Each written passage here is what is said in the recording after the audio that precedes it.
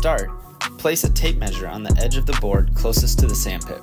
When jumping, your foot can cover the entirety of the white part of the board and still be considered a legal mark. You want to use as much of the board as possible to maximize distance. Some boards have a different colored strip at the end of the board to indicate a foul. If your foot stays on the white, it's safe. If it goes over, it's a foul. Next, have a partner step on or hold the tape while you pull the rest of the tape out down the runway. 100 feet is probably a sufficient distance for most beginner runways. Once you've pulled the tape, go back to the board and place your takeoff foot on the edge of the board closest to the pit. Run back on the runway for the desired number of steps, making sure you have someone watching your steps at the other end of the runway. Using tape or chalk, make a mark on the runway where your final step was so you know where to start from. Finally, run back towards the board to ensure your new mark is accurate.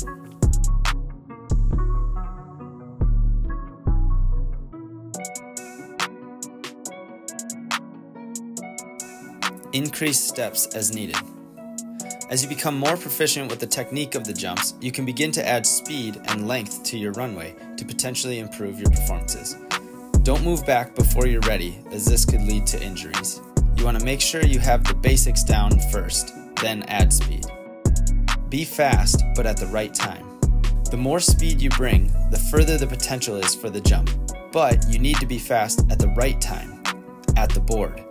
Make sure you are reaching your peak velocity in your last 2 steps of the jump and not somewhere else in the runway. Practice, practice, practice. Since the runway is probably the most important part of the jump, be sure to practice your approach a lot so you become consistent and comfortable with it. Practice in different environments: hot weather, cold weather, windy, rainy, when you're tired, when you're fresh. The more consistent you can be with your runway in practice, the more confidence you can have at a meet, and the more likely you are to mark that big jump.